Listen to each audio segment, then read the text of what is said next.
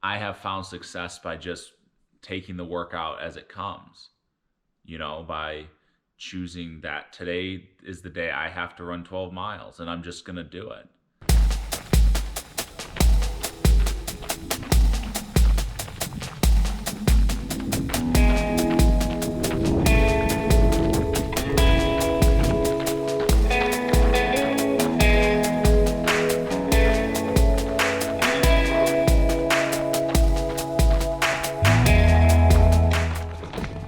So I got a mile and a half left.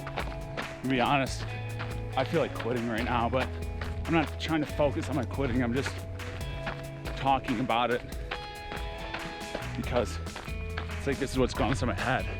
I'm not gonna quit. I made a decision. I'm gonna finish this, but it'd feel good to stop, but it's not.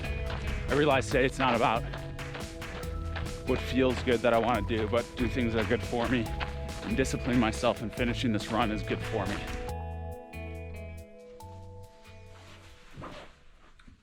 "12 miles done."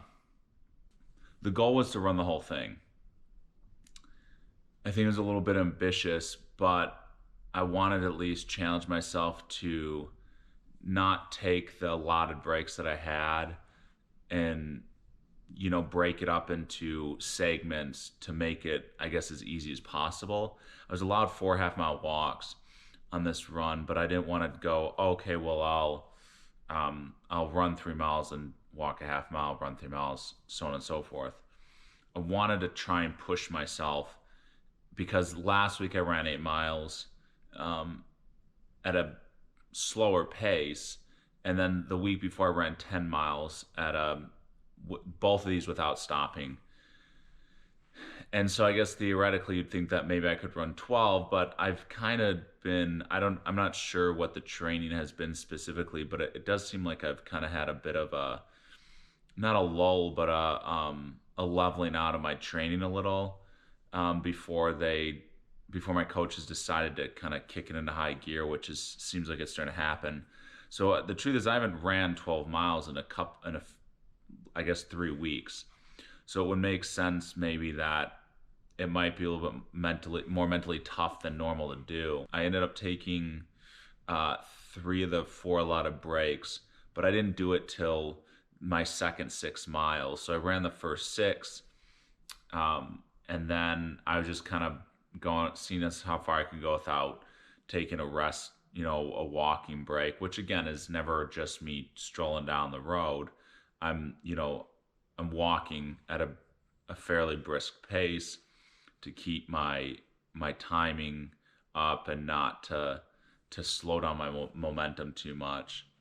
So I think the last mile was a little tough, and I feel like it's not as much about that I was good for 11 miles and then the 12th mile was the hardest. I believe it was more had to do with a mental thing of, okay, this is my last mile. So I might have felt the same way running. Well, I have to run 15 miles this week on Saturday, and I'll explain that on another video, but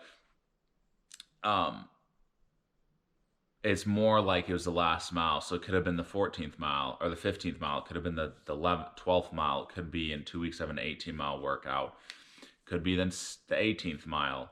It's more about it being that last mile and having to dig deep and push yourself. And I don't like to focus too much on talking about the negativity of like what's going on mentally.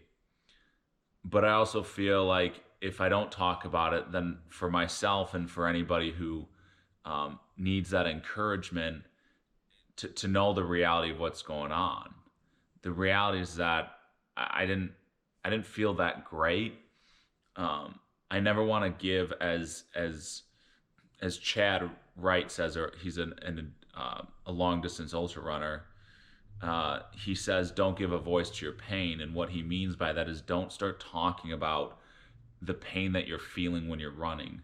Like, oh, my body hurts, this hurts, my legs don't feel good, this is cramping up. Because as soon as you give that a voice, it starts to manifest itself in a greater capacity, which makes sense to me.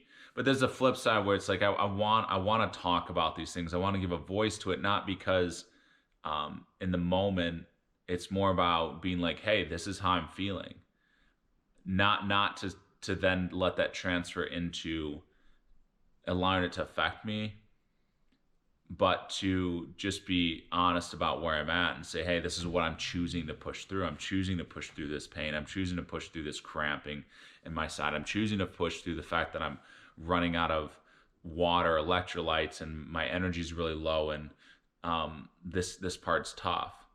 It's a fine line to walk where you're talking about that in a way of saying, hey, this is what's going on, but I'm pushing through it, and then it becoming a hindrance where it's like it begins to mentally nag you and say, oh, you can't do this, your legs messed up, you should take a break, you should stop, whatever goes on inside your head. And I find that specifically a challenge for me because I'm constantly in my head about my running and how my legs feel and all that stuff, and so on my breathing or how far I have to go. And I have found success by just taking the workout as it comes, by choosing that today is the day I have to run 12 miles and I'm just going to do it.